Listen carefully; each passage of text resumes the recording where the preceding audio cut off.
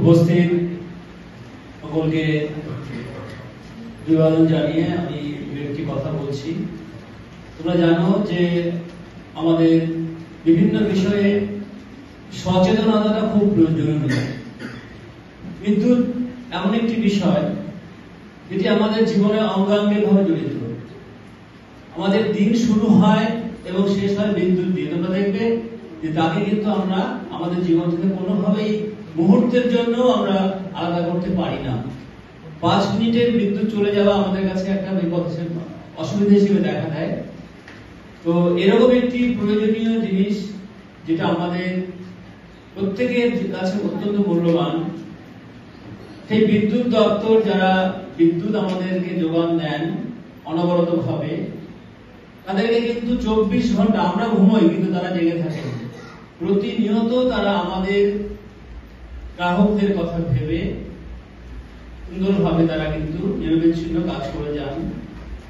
এবং তাদের যে সামাজিক একটি দায়িত্ব আছে, বিদ্যুৎ বন্টন দপ্তর তারা যে শুধুমাত্র আমাদেরকে বিদ্যুৎ সরবরাহ করছেন তাই নয়, তারা তাদের সামাজিক দায়িত্ববোধ থেকে শিশুদের, বিশেষ করে তোমরা যারা শিশু, তারা যদি সচেতন হও তাহলে এটা সামাজিকভাবে আমাদের অনেক লাভ।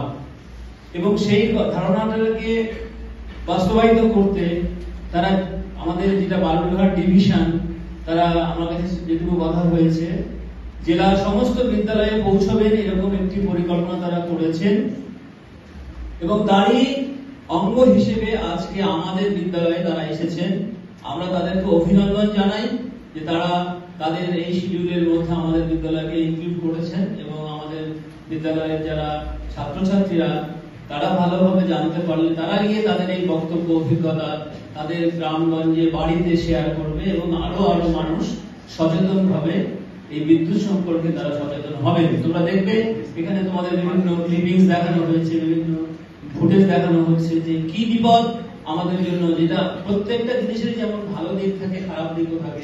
আমরা যদি ব্যবহার এবং অপব্যবহার, সঠিক ব্যবহার করতে পারলে কিন্তু আমাদের সেই বিপদগুলো থেকে আমরা অনেক দূরে থাকবো।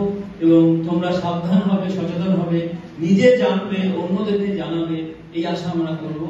আজকের এই আমাদের সভা, যেটাতে তোমাদেরকে সচেতন করবার উদ্দেশ্যেই তারা এসছেন।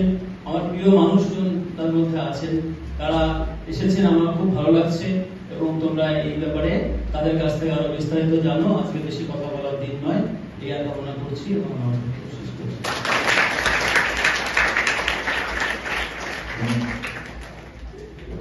ধন্যবাদ স্যারকে। আমরা এতক্ষণে তো আমরা মোটামুটি বুঝেই গেছি যে আমরা ইলেকট্রিসিটি থেকে এসেছি, তাই তো? ইলেকট্রিসিটি আমরা সবাই জানি কি জিনিস, ঠিক আছে?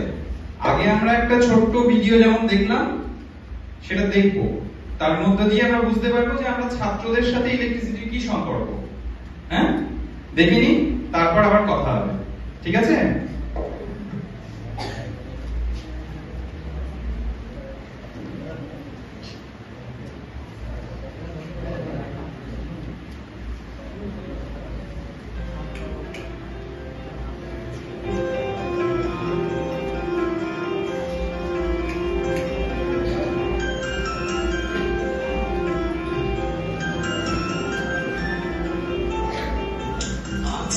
সামনে এমন একটি বিষয় নিয়ে কথা বলবো যা ছোট বড়, ছাত্র, শিক্ষক, কৃষক, শ্রমিক, দিনমজুর, ডাক্তার, ইঞ্জিনিয়ার, সমাজের সব মানুষের জন্য সমান গুরুত্বপূর্ণ।